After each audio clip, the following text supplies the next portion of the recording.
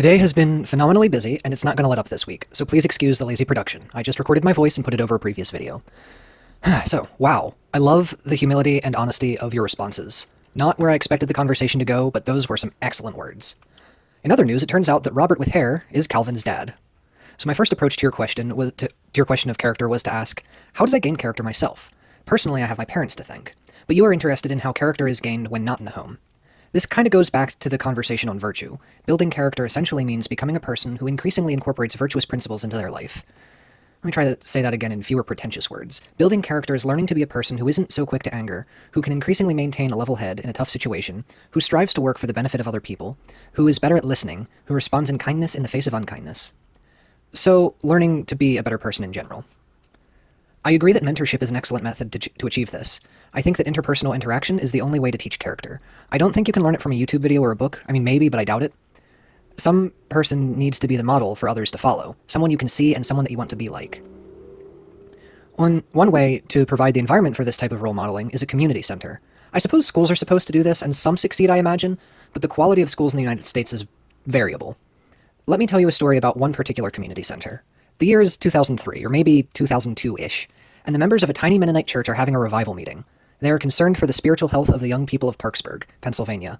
It is an ongoing concern.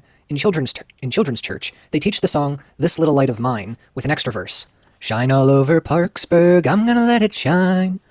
On this particular night, a young man feels moved by the Spirit to express a dream of an organization that will minister to young people. It will be an outpouring not only from Parksburg Mennonite Church, but all area churches. This doesn't stay a dream. My dad buys into this young man's idea. He cold calls the other churches in Parksburg, and almost all of them are on board. Funding and staffing is procured to rent a building, renovate it, and make a place where children can come after school. It has a skate park, a basketball court, a cafeteria, video games, Foursquare, and more.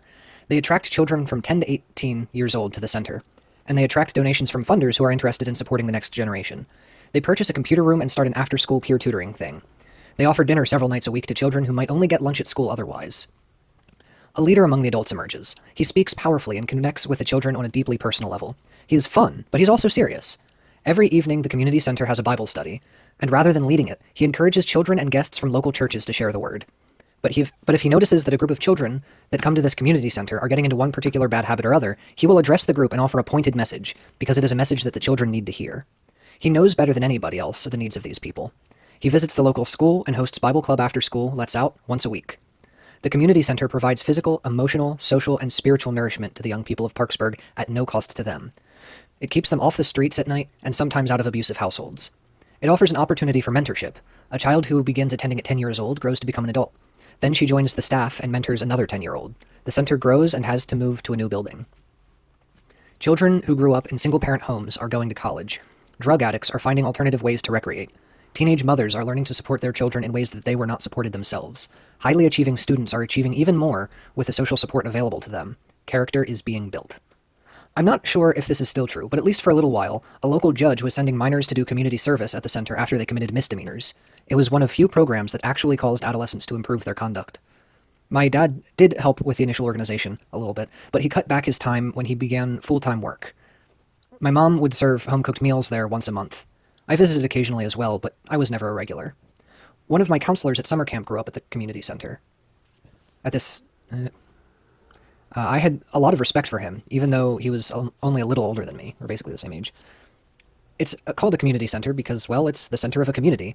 It's where relationships are formed, where news is shared, where resources are dedicated and produced. It's exactly the kind of place you can go to become a better person.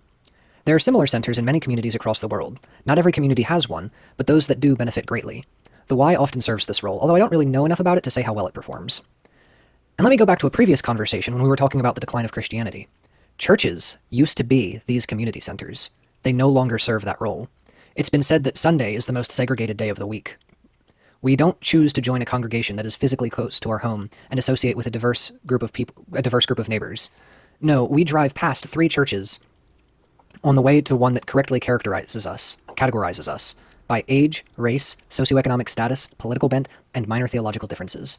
Churches don't work well as a place of mentorship if all the old people go to one church and all the young people go to a different church.